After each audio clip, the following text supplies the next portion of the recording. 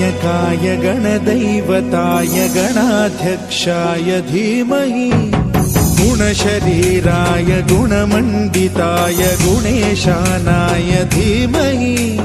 गुणातीताय गुणाधीशाय गुणप्रविष्टाय धीमहि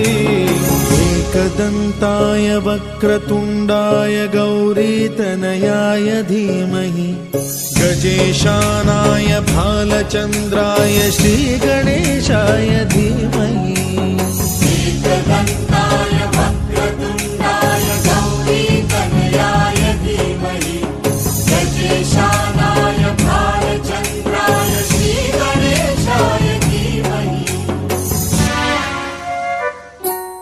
गानचतुराय गानप्राणाय गानान्तरात्मने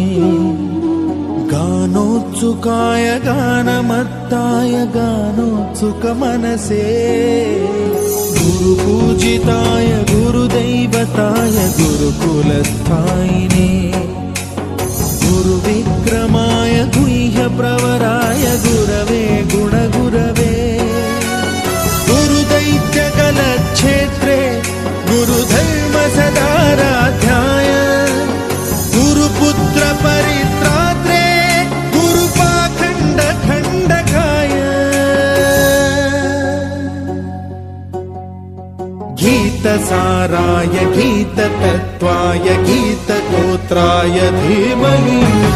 गूढगुल्फाय गन्धमत्ताय गोजयप्रदाय धीमहि